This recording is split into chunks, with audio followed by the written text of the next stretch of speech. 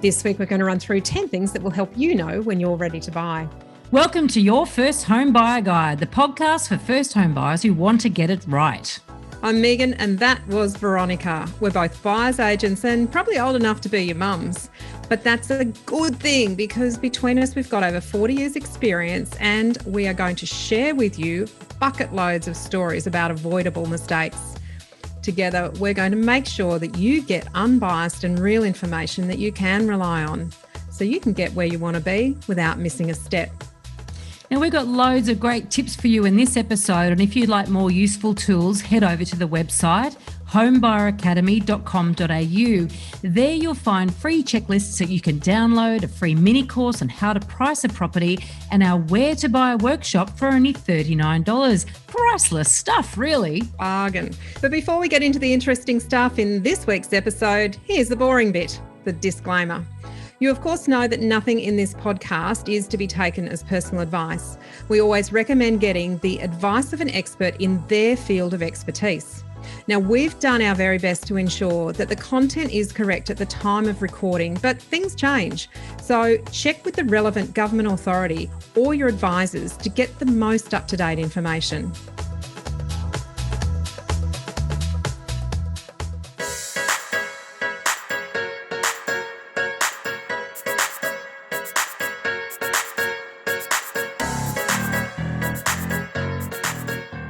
It takes so long to save a deposit that often we hear first home buyers wonder when they'll know when they're actually ready to buy.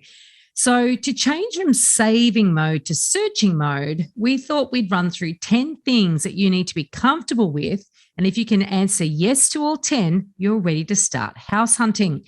But before we do that, what's your special house this week, Megan? This one has got me very curious. This is actually somewhere in your backyard. Mm-hmm. This one is, for those of you who watch on YouTube, this is sitting on my shoulder. This entire house is between my head and the end of my shoulder. It is the skinniest house on the water in Darling Point. So it is over 5 levels. It has a waterfront pool, amazing. And apparently it has spacious bedrooms. That was how it was advertised by the agent. It sold for a whopping $15.5 million in December 2021. It is so narrow. Look at that tiny bit of space that someone has subdivided off one of those properties that was sitting either side of it. It's about a bedroom wide. That's just to give you in some context. It's probably less than a quarter the width of all the neighbouring properties. I reckon even skinnier than that. It looks like somebody had... Yeah, it looks like a driveway. Yeah. It looks like a driveway that's been converted into a house. And do you know, though, that might have been what it was because, you know, over the years, a lot of these old established areas on Sydney Harbour, Hunters Hill's like this, right, where the really big, expensive mansions on huge blocks of land. And back in the 60s, there was a thing called death taxes.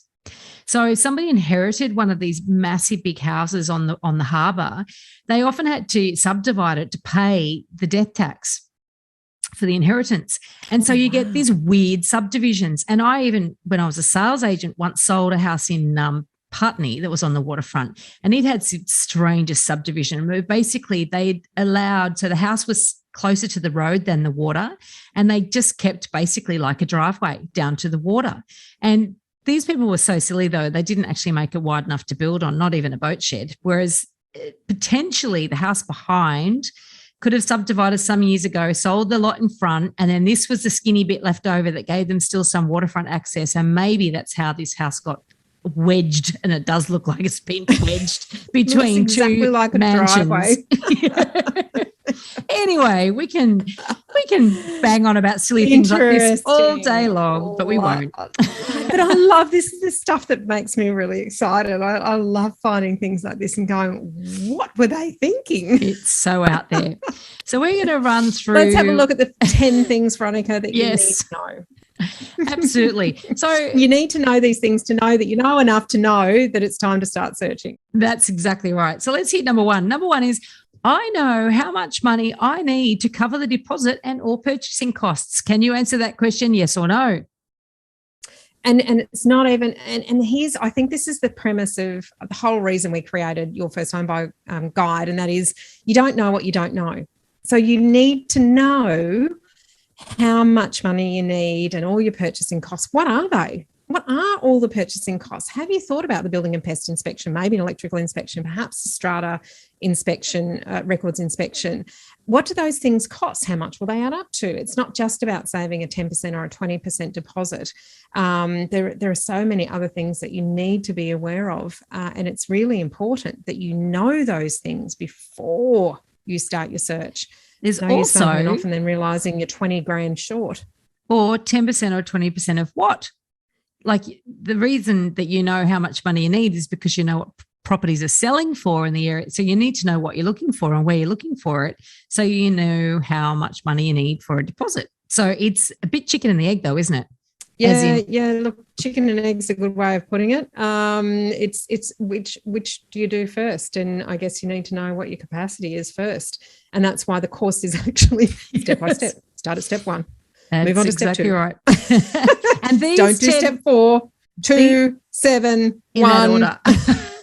These 10 things we're talking about today are not the same things as the 10 steps in the pay system. These are just 10 things that if you can answer these, you know that you're pretty much ready to get out there. Number 2, I understand when it's a good idea to pay lender's mortgage insurance. And this is a really interesting one, Veronica, because most people are told by their colleagues at the water cooler or the Uber driver that, make sure you don't pay lender's mortgage insurance. It's all waste of money. But in some circumstances, and this is why a good mortgage broker is so vitally important, in some circumstances, it is actually cheaper to pay lender's mortgage insurance than it is to keep saving a deposit. Now, you have to talk to someone who understands this, not someone who doesn't understand it and has formed an opinion or has a bias.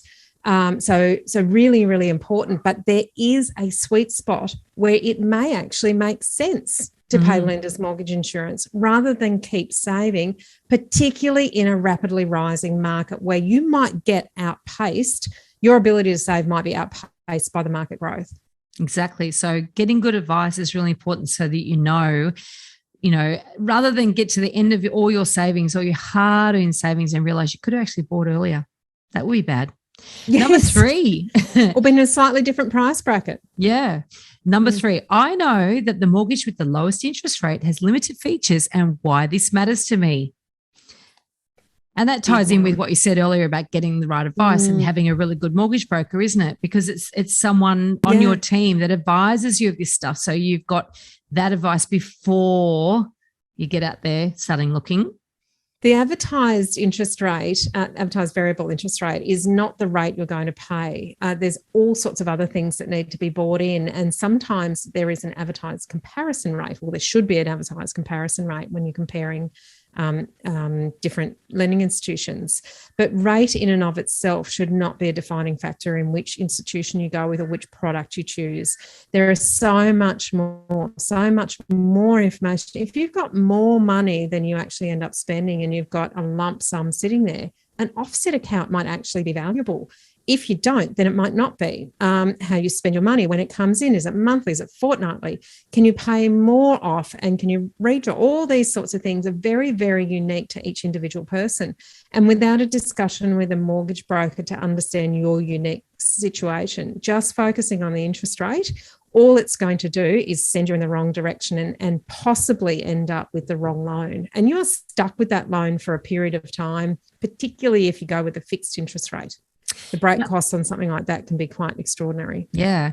I will add in here that these 10 questions that I'm asking, that things that you need to know before you're ready to buy, they are contained in a quiz that we have on the website. So if you want to know what these questions are, then go onto the website, find the quiz. There's some links scattered throughout.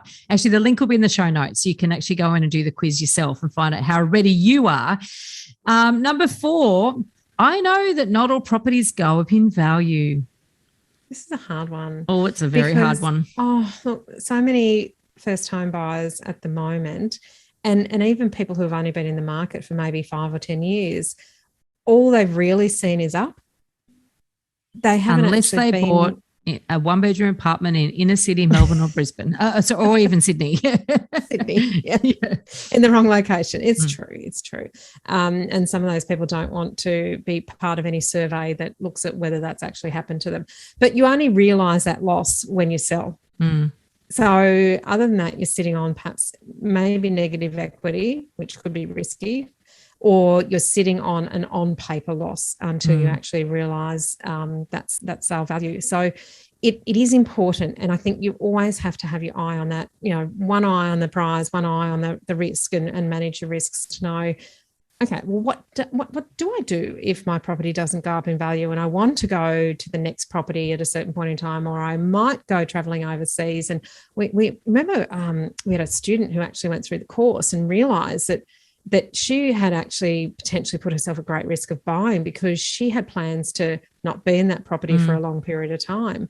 And had she actually bought when she thought she was going to and sold when she thought she was going to, she would have sold at a loss. So the decision not to buy was actually a really big one that she came to, and it saved her an awful lot of money. And can I say that the majority of first home buyers can't answer this question, but they don't know it is a question that needs to be answered. And this is where I'm glad you're listening, because this is a very, very, very important question that you should be able to answer. I know that not all properties go up in value. Yes, I do know that. Number five, particularly if you choose the wrong asset. And we harp on about asset selection all the time, but I guess that's key to that. Exactly right. Number 5, I'm clear on what my living requirements will be in 5 years' time. Now, that goes back to the example Megan was just talking about, which is, an early student who was like, oh, in 5 years' time, I'm not going to be here. And for some people they can buy a property that works, as in will be a good investment and they can keep and rent out or whatever. And for other people, they're thinking, hopefully I'm going to couple up and have kids, or other people, they're going to move over, whatever. They're going to have a life change. And of course, we can't all 100% know what we're going to be doing in 5 years' time. But I think that you need to sort of know where your life's heading, because, my first property, I've told this story on here before, but I bought a studio apartment. It's my first property, 36 square meters, right? And then in that first year, I coupled up with someone, and there was no way 2 people could live in there. No way in a million years. Recipe for disaster. We only lasted 5.5 years together as a couple anyway. We definitely wouldn't have lasted that long if we'd tried to live in that apartment together. Maybe being in something too small would actually short circuit it would have been better in retrospect. Yeah, I could have saved, just that. I could probably save 5 years. I'm sure there were lots of great memories in that 5 years. Yeah. Anyway, that's a long time ago now.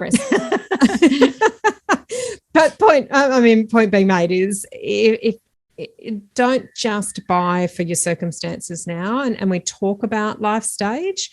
The right property for you now may not, or the right sort of compromises for you now might not be the right sort of compromises for you in the future. But if you are a couple and you are planning to have children, then you need to have a very good long think about how long you're going to be in the property, because the purchasing costs and the selling costs, if you're going to divest it as a part of a stepping stone strategy, if that family comes along, within 1 or 2 years, you might actually end up in negative position. So having a bit of an eye on the prize, not too far ahead, because if you're single and you're thinking about kids going to school, then you might be a little bit too far down the track.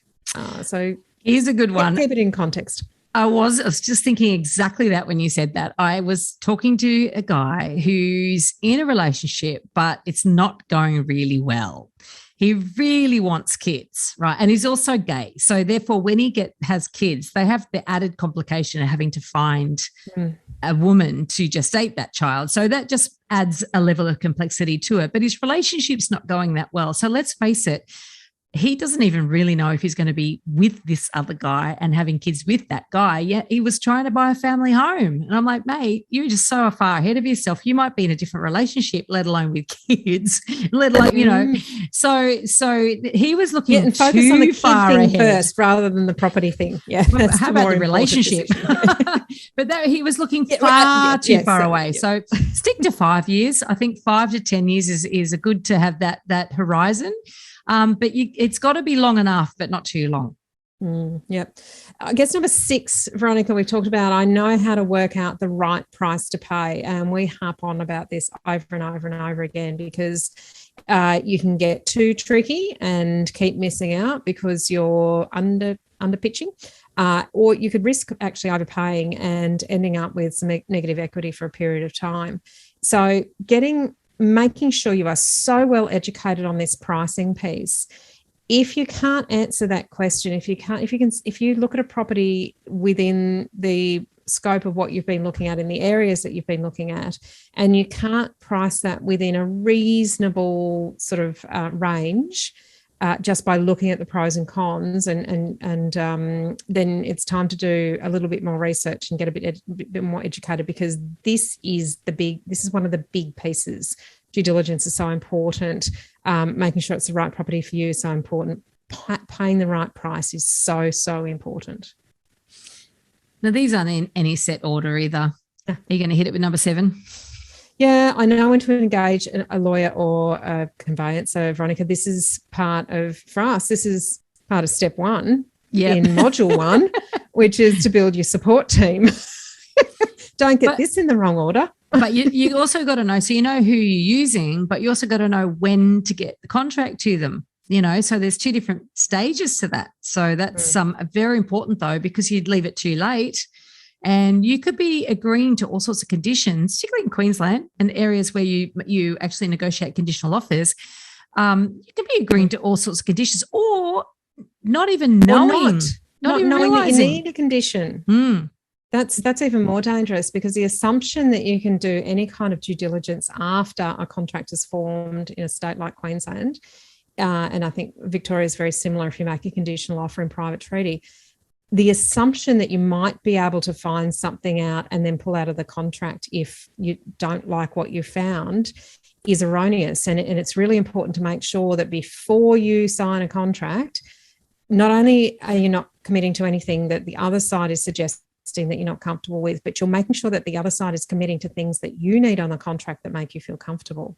So that advice from a lawyer is just so vital at the right time, and knowing when the right time is having the conversation with the lawyer or the conveyancer well in advance of making an offer, so you know when to go to them. 100%. Number 8. And next, number 8, I feel comfortable dealing with sales agents and I know which ones to trust. Well, listen to last week's episode. Podcast last week about agents, and they're not all shonks. Not all shonks. You've got to have your radar on.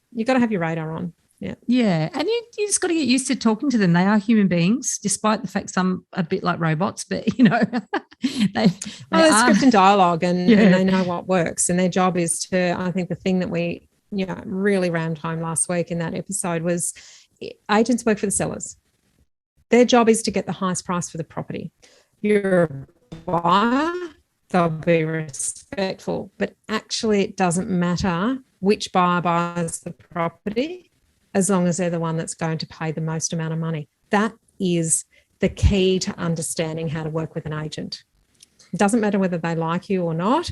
It's that but you need to have that respectful interaction with them so that you can be involved in discussions that might be around, what offers are on the table? How is the owner going to deal with this? What's their circumstances? Do they want a long settlement or a short settlement? These kinds of conversations can just bring up nuggets of gold that will help you in the negotiation. There's a small percentage of time when being liked by the agent does help, does make a difference. There's an odd time when the price isn't the most important thing, and you just want to make sure that you're in the box seat if that is an opportunity. Totally agree. And that can actually flow through to the seller as well. I've seen circumstances where buyers have been so arrogant and rude in a negotiation or an auction that the sellers actually refuse to sell to them, regardless of what price they were going to pay. So it is, mind your manners. These are people. These are emotional transactions. It's true. And I've seen that too, absolutely, where a seller has dug their heels in and said, I'm not selling to that asshole. And fair enough, it's their choice. Mm-hmm. Their choice. All right, number 9. It is. It's their property. They can sell it for whatever they want to whomever. Very much so. Number 9. I know all the due diligence I need to do, and I've done it.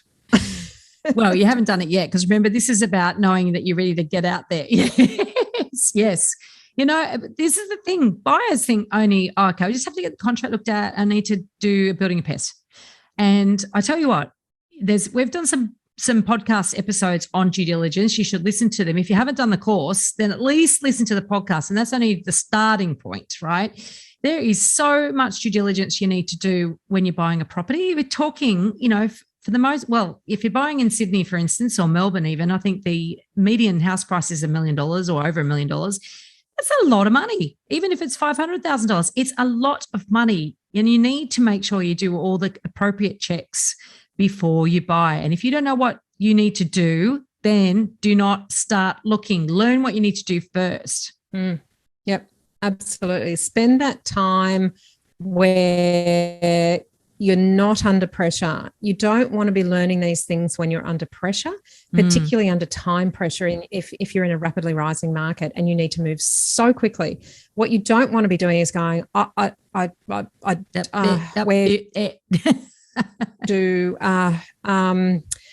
have they provided, you know, just assume that you might get some information. Depending on which state you're in, you'll get a certain amount of information. And we talk through this in the course.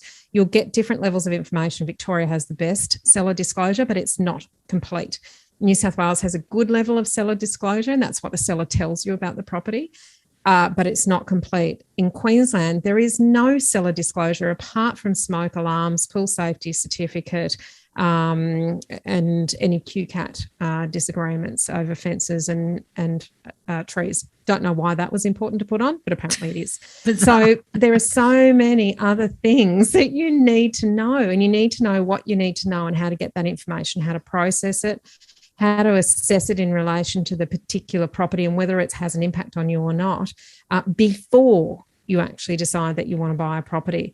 Flooding is a classic, and it's so front of mind. It's March 2022. We've just been through the most significant flood event since 2011. And it is not, if you haven't done your own flood research before you enter into contract to buy a property in Queensland, you actually can't terminate the contract if it is found to be flood affected after you've got a binding contract. Listen to that really, really carefully. There would be buyers if you have to. Yeah, there'd be buyers called out. Your due diligence before.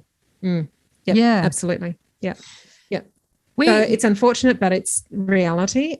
We will harp on this, and for absolute good reason. And there's lots and lots of reasons why you need to know the due diligence you need to do. Megan's just given you probably one of the best ones ever. But like, apart from that, even if you get to settle on the property and it's not flood affected in between when you sign the contract and when you actually settle, quite often you can't insure it because the premiums are so ridiculously high. Now, this is just flooding. There are so many other things that you need to check out when you're buying a property. And a lot of first-time buyers do complain about the speed of the market, the speed of which they need to turn things around and make decisions. When you know the due diligence you need to do and you know where to get that information, you will feel a hell of a lot more confident moving quickly. And until you know it, you're not really ready to buy. So that's why we labor 0.9. And then over to you for number 10. Number 10, I am a confident negotiator even when I'm emotional. How are you feeling after asking yourself that question? Are you ready to buy? That's a question that people probably find difficult to say yes to under the best of circumstances. But I think after you've covered off all other 9 things in this list, you are going to be a hell of a lot more confident even when you're emotional, because you will be emotional. And it's a matter of making sure that you have a solid grounding in understanding all the steps you need to take, all the information you need, the order in which to do it, and that confidence then actually means that you are going to be better at negotiating. You're going to have a much cooler head, even though you'll be emotional. And it's fine to be emotional. It's just actually making sure that your heart doesn't rule your head, that your heart helps you make a decision, and then your head takes over and controls the process from that point forward. Because once you've made your decision around what price you're going to pay, that you've done all your due diligence, that it is the right property, then your head needs to be in control, because it can be a frustrating thing to negotiate or to be a bidder at an auction. It can be, egos can get involved, and emotion. If you've sort of mentally unpacked your children's toys in the bedrooms and you can see yourself living there, it can be a very emotional time. You need to make sure your head is in control during those times. So number 10, all of these nine things so far, but the 10th thing that you need to be able to answer before you start becoming a searcher in the property market is, am I a confident negotiator? Because if the right property comes up tomorrow and you're in a rapidly moving market, if you've been able to answer yes to all of those other 9 questions and take the quiz, see where you're up to. If you can answer those questions, but you can't answer question 10, then do a lot of work so that you're ready to move when that property is there. Otherwise, you'll end up with a bit of heartache and a bit of remorse about missing out on properties that perhaps could have been bought in your price range. And if you can answer yes to all 10 of those, then you will be streets ahead of most other first home buyers out there. And in fact, even second and third home buyers out there. Now, remember, the quiz link will be in the show notes. So if you want to do this quiz yourself and see how ready you are to buy, then, jump onto the website and do the quiz. If you want to do the course, well, you can jump on the website and do the course too. And let me tell you, some people do that and they stretch it out over an 18-month period, and they really spend the time embedding the knowledge and really, really learning deeply. And other people have actually subscribed to the course and turned it around and crammed it in 2 weeks and then bought the property. So it works for all types. In this episode, we've covered a very small part of our 10-step online course for first home buyers. If you would like to learn more about the process and how to buy without making a mistake, then head over to our website, www.homebuyeracademy.com.au. Don't forget to subscribe to the podcast so you won't miss an episode. And if you like what you've heard today, please give us an iTunes review. 5 stars would be wonderful. It will help others find us as well. Thank you for joining us. We hope you found this really useful. And if you have, please share the love with others who you know are in the same boat. We'll be back next week with some more priceless stuff.